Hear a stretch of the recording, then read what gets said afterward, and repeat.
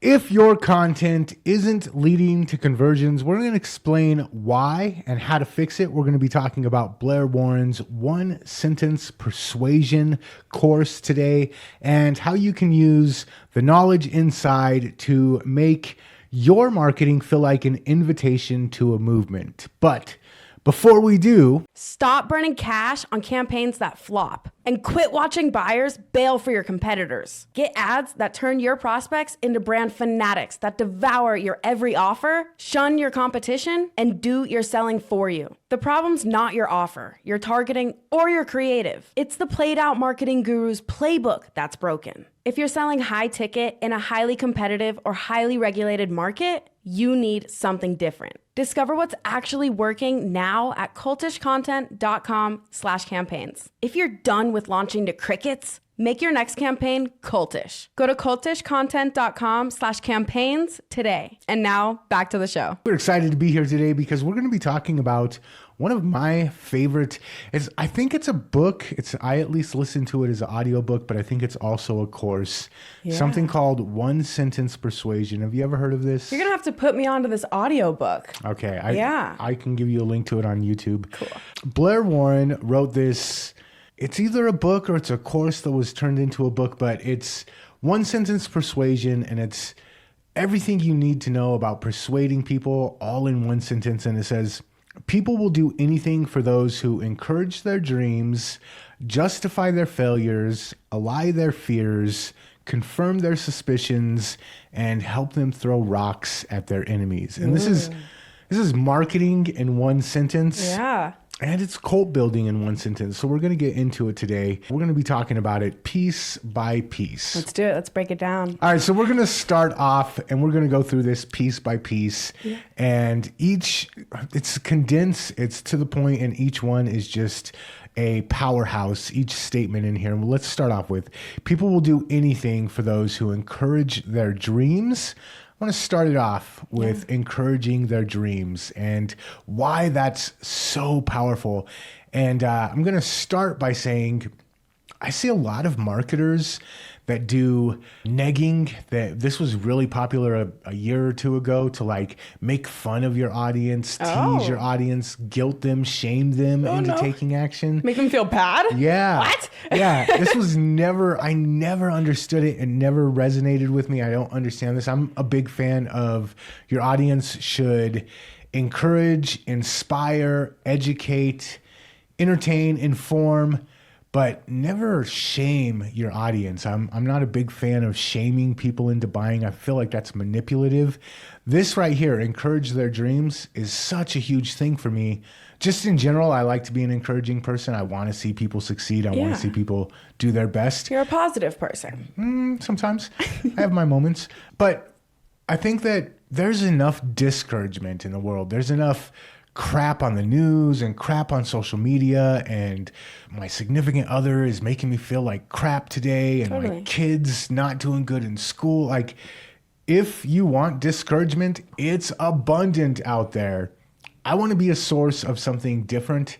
Also, I want my people to succeed. Yep. If you buy from me, if you're part of my tribe, I want you to succeed. So it only makes sense that I should encourage you rather than discourage you. That part. I want to be enthusiastic about your dreams and your goals. And honestly, that makes it seem like we have aligned goals too. I want you to succeed. I want you to be up here with me. Exactly. And if I want you to take action, if I'm a coach in a football game and we're at halftime and we're in the break room and we're down by 10 points, if I start saying, Felix, why didn't you catch that ball? Jasper, why'd you let that guy intercept? Yeah. You guys are sucking out there. That might be somebody's coaching style. That's not going to get the team, in my opinion, riled up and ready to win for the second half of the game. Feels like I'm hitting them when they're down. Exactly. Kicking them while they're down. Yeah. That. I don't want to kick people while they're down. I want to make sure that I'm lifting them up. So the first part, people will do anything for those who encourage their dreams. If you help people believe in themselves, they will go further. And as they're going further, they'll remember that you were the one that gave them that inspiration. I like that. I want to make it easy as possible for you to say yes. So if that's encouraging you and being your hype beast, I'm all for it. Nice. And I think that a couple of ways that you can integrate this into your content. Yeah. UGC, user-generated content, Ooh. where somebody who looks like your ideal customer, who's dealing with what your ideal customer is dealing with, and they do oh my gosh, you guys, I just got this thing and I did this with it, and oh my goodness, it works so great. I like that. Stuff like that encourages because I'm watching somebody just like me doing it, somebody just like me who is dealing with what I'm dealing with. And that particular type of content, I think, is more encouraging. If I can watch somebody who's just like me, who's struggling with what I'm struggling with, and they get results, that I don't know if there's anything more encouraging than that. It makes me feel like you get me. You understand what I'm going through. You can help. Exactly. So the main point of this, in my opinion, is to make it feel like success is within their reach if they buy your product or service. With your tools. Yeah, with your help, success is in their reach. As you should. All right. So next point, justify their failures. People will do anything for those who justify their failures. And this one's a little bit nuanced, because I have found that when somebody's already feeling bad about themselves, right, and you just beat them down, there's no way they're going to take action to fix the problem. Yeah, it'll just feel worse. Exactly. And if somebody has built into their identity, I'm a failure, Oof. Why would I even try? If I believe that I just can't do it, it's I'm a failure and that's why I fail, I'm not even going to try. So justify their failures. Let them know, hey, it's not your fault. I hear this all the time, and it makes me cringe because the way they do it is so heavy-handed. But I always hear, like, have you tried buying Bitcoin and you lost money? It's not your fault. Or have you tried doing this and you got this bad result? It's not your fault. But it's important to let people know, hey, it's not your fault. One of my favorite examples of this is like the weight loss industry. Oh. If you've been struggling and you've been dieting correctly and blah, blah, blah, blah, blah, but you still can't lose weight, it's not your fault. What you don't know is there's all kinds of chemicals in the water that's doing all kinds of stuff. Yeah, they're doing it to you. Exactly. There's the corn. What you don't know is that corn is used to just fatten herds up before they're ready to be slaughtered. Right. And corn is in everything. Corn chips, corn salsa, corn tortillas, high fructose corn syrup. It's everywhere. So then you're like, oh, it's not my fault. I mean, it's kind of is, but I was fooled. I was fooled by the corn subsidies and the corn growers. So yes, you failed, but it wasn't entirely your fault. Yeah, it gives that us versus them. We're on a team here trying to solve the same problem. Mm-hmm. And we'll get into that here in a little bit. Yeah. Also, though, failure is just a part of success. People always think failure is the opposite of success. Right. But failure is usually just a step on the path to success. So if you can normalize that, if you can say, hey, you didn't fail, you just learned something that didn't work. You were taught something that didn't work. This is great for info products, for any kind of niche. You might have failed, but it's because you bought into some guru's BS. Right. And that's not a bad thing. That was a learning experience. So if you can reframe failure as a step towards success, you'll be better off. I feel like it also kind of gives the same vibe as I've been there, man. Like, I feel for you. I've walked that same path. Come on, let me help you out. Yep. And that's a great way to tie into the identity. So now they're identifying with you. Yeah. They're like, oh, I'm not the only one who failed at this. This person failed at this as well. Yep. And now we've got something in common, but they made it. So now maybe I can make it as well. Have hope. So instead of blaming them, blame bad advice, blame broken systems. And a big part of stepping forward, if somebody truly identifies as, it's me, I'm the reason that this didn't work. Yeah, it worked for all these other people, but I'm not them, and that's why it wouldn't work for me, and that's why nothing will work for me. Right. They're just going to stop. They're just going to give up. Yeah. And so to take that blame off of them, to justify their failure and say, hey, it's okay, people fail. especially if they're given bad advice, especially if they're working with a broken system. Yeah. If you can shift their identity from, you're not a failure, you're just somebody who was given bad advice. If you can make that shift for them, I love your note here. Yeah. Your mental is your biggest enemy. I mean, if you go into something, it always reminds me, my mom likes to play pickleball. And every time she goes to play a game, she tells me, I suck, Lily. Why? Don't tell me that. You're great. You got this. Go run. Go hit balls. Do your best. Who cares if you suck today? Because you're just improving. It's okay. That mindset, again, if you go into something thinking you're a failure. Yep. If you go into something thinking you suck, that's what you're going to create. Subconsciously, quantum mechanically, if you're like me and you want to go down that road. But if you go into it saying, dude, this is... Every time I tell Lily, hey, let's do this, Lily texts me back, let's crush it. Yep. All right, number 3, allay their fears. Cool. So a big part of why I might not do something again is I'm afraid. Yep. Maybe I'm afraid of failure. Maybe I'm afraid of losing money. Oh, I've bought systems like this before, nothing worked. Even if it looks like it might work for me, it's $300. Do I really have $300? Do I really want to look like a fool again in front of my peer group? Totally. Is it really going to work for me? I've got this problem and most people don't have this problem, and so it might work for everybody else, but they're not talking about the problem that I have. Talking to their fears instead of avoiding. A lot of times we try to avoid. Yeah, just don't bring it up. Yeah, it's uncomfortable, and they might say no. They might not buy if I bring up this thing that they're afraid of. I don't want them to think about it. Exactly. Yeah. But the truth is, we do want them to think about it, and then we want to reframe it. So instead of avoiding the things that they're afraid of, we want to clearly address the things that they're afraid of. And usually the way that I do this is whenever I'm doing you've been behind the scenes, whenever we're doing any kind of content, we like to find out what are the most common objections that your customers, your prospects bring up when you're talking to them in a sales conversation. What are the things that they're saying, yeah, but about? And we want to create content that handles those yeah, buts. Yeah, this is great, but genetics in my family. Yeah, this is great, but I have hard water and lots of minerals in my water. Right. Yeah, this is great, but I'm busy and I've got 2 kids and a lazy husband who just sits on the couch playing video games all day. And then we create content based off of those yeah, buts. And hey, this is how it will work even if you have a lazy husband who's playing video games all day. This is how it will work even if you've got high pH in your water. This is how it will work even if.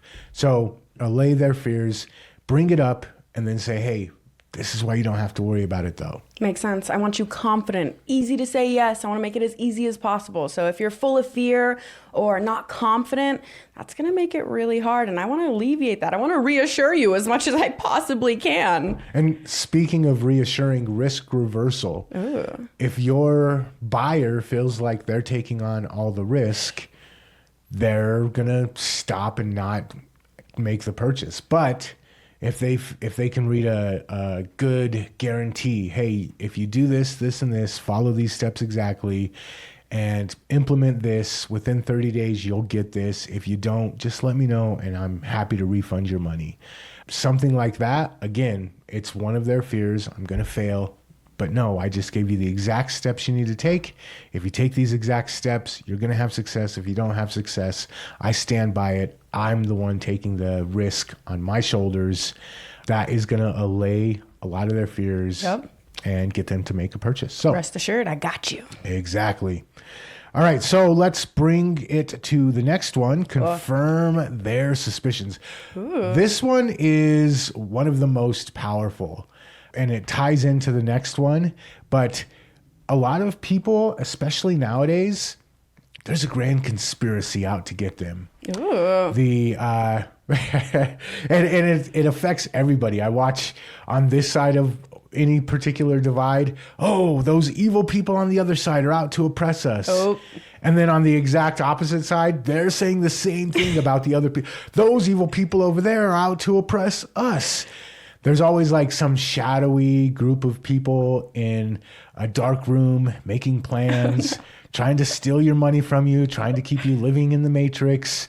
And I'm not saying that doesn't happen.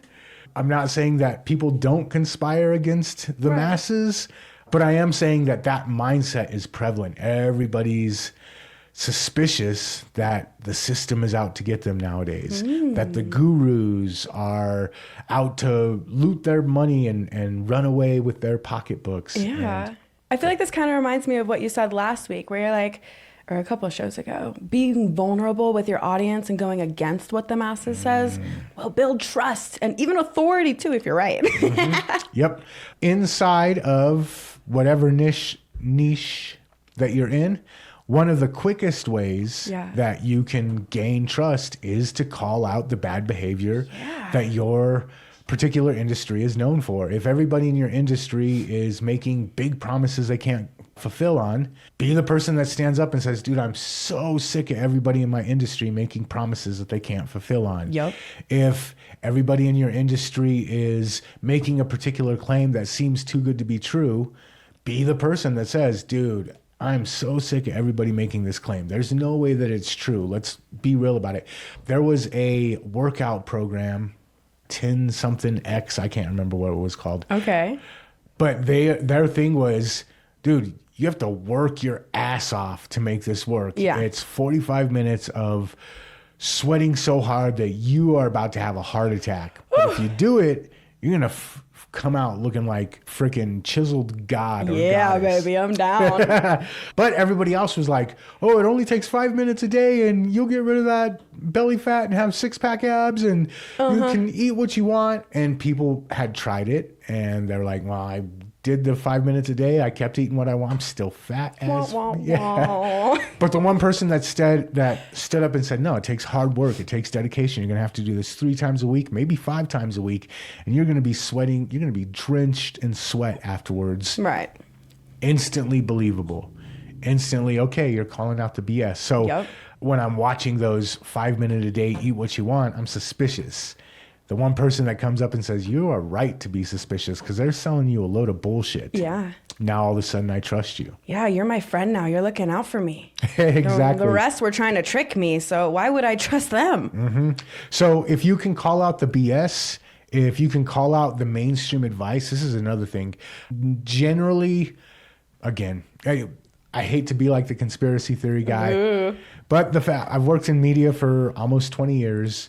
The fact of the matter is, if you're a news person, you don't say stuff that's going to hurt your sponsors. Right. If you're paying money to keep the show on air and I've got information that could hurt your profits, I'm not going to talk about it. If I can lie about it, I'm not me personally, but as a newscaster or as a person running the newsroom. So there is legitimate concern that the sponsors have influence over what information gets out there. And Makes if sense. information can hurt the sponsors, it gets swept under the rug. So the idea that these big corporations that are working with the big media, that are sponsoring the big media, that maybe own the big media, that they might be paying lobbyists coming in and telling the politicians, hey, tests indicate this, but we want to get this product to the market, so can you just ignore that? We'll give you a bunch of money. And Right. Okay, cool. I'll turn the other eye. I'll look the other way. Turn a blind eye. That stuff happens. And most people are kind of hip to it now. Now that we have the internet, now that we have the ability to communicate to each other, most people own initiative and resources. yeah, most people are able to see through at least part of the veil of bullshit. And they're much more suspicious now than they used to be. So there's already suspicion there. One of the ways in your content to capitalize on this is content that's, hey, you're not crazy. Even that is a hook. Yeah. If you've been thinking this, you're not crazy. And then get into why that's actually true. That the corn industry is subsidized and making you fatter. Yeah, it points out it's still not your fault. Don't worry. I like that. A lot of these compound on each other. Yeah. But if you can say, hey, you're not crazy. There is a group of powerful bankers in a dark room smoking cigars and plotting the next world war. You're not crazy. If you can do that, all of a sudden they're like, I freaking knew it. And if you can tie you to their I freaking knew it emotion, now they're going to trust everything else that comes out. If you've met them at their world map and you're like, hey, you were right, I freaking knew it. And then, well, what else am I right about? Well, maybe you don't know about this yet, but for $29.95, they're part of your tribe now. You got them. Exactly. Okay, this last one is probably the most powerful. Ooh, okay. And help them throw rocks at their enemies. Damn, shared villains. Mm-hmm. I like now, that. I'm going to say I don't really like this one personally. Oh. And you know what? Actually, I'm going to say a lot of the stuff that we teach is not for us. It's for the zombies. It's a lot of the stuff that we teach is, hey, if you know about this, you should work hard to make sure that you're not falling victim to it. Right. But also understand that 99.9% of the people are unthinking NPC masses, and this is an easy way to trigger them. Use it however you will. Buyer beware. I don't like, these are my enemies and this is what I'm fighting against. I don't like that. I like, hey, this is what I'm all about. This is what I'm trying to build. This is what I'm for, rather than what I'm against. One feels like war and the other one feels like I'm building a community. Yes. You know? So this is something that works. This is something also that you should be cautious to not let yourself fall into the trap of finding enemies, blaming enemies, spending all your time throwing rocks at enemies. It's a huge waste of life to go this way, but it's what 99% of people choose to do. They choose to waste their life finding enemies and throwing rocks at those enemies. And it is what they want. A lot of times my thoughts on this is don't fight against human nature. Just accept that people are not perfect. People are not what you want them to be. Work with how they are, not how you wish that they would be. That part. My dad has a saying, and it's one of my favorite. Accept people for who they are and move accordingly. Exactly. Go off. So powerful. Yeah. But if you can understand, hey, these people are angry. They want somebody to blame, and nobody else is throwing rocks at their enemy, and if you're the one that does stand up and throw rocks at their enemy, all of a sudden you become their leader. While they're all complaining about the enemy, you stand up and you throw rocks at their enemy. You say, hey, those evil corn subsidy gobbling up farmers. Hey, those evil gurus that lie and sell false promises. Hey, those horrible people who you see as your villain. I'm not just going to complain about them. So if you can be the person that stands up and throws stones at their enemy, helps them throw stones at their enemy, they will naturally see you as a leader. You're the one that planted the flag on the hill. You're the one that picked up the rock and went against Goliath. They're going to follow you. And that's what this is all about, is establishing yourself as leader. Again, not a mindset that I try to allow myself to slip into, but it is the mindset of your audience, of 99% of the people out there. So work with it rather than trying to fight against it. And if you lead the battle cry, your people will follow you to the ends of the earth. What a trip. This was cool. All right. So that's my take on Blair Warren's one-sentence persuasion and how you can use it both in your copy, but also inside of your content. Warm people up, get them pre-framed to buy through your content before they even see your sales page. If you implement these 5 things in pieces of your content, by the time somebody gets to your sales page, they're already sold. They're already on board with your offer, and they're just going to hit the sales page looking for the buy now button. That's why I like this stuff so much, and this is why we incorporate this into the content that we do for our clients. But what about you? What is your opinion on using these tactics in your marketing? Is it a good thing? Is it a bad thing? And give us some examples. If we missed anything in the episode, give us examples of where you've seen people or where you've used this yourself in your content. I'd be excited to see what you've got to offer. Yeah, me too. All right. Cool. And thank you for joining us. I'm Nathan Frazier. And I'm Lily Elizabeth. And we will catch you later. Toodles. Before we're out of here, do me a favor. If you like this video, let me know. Hit that like button. If you want to catch more videos like this, smash that subscribe button. If you know a business owner or a marketer who could benefit from what we talked about in today's video, share it with them. And check out the other couple videos YouTube's recommending. I bet you'll dig them.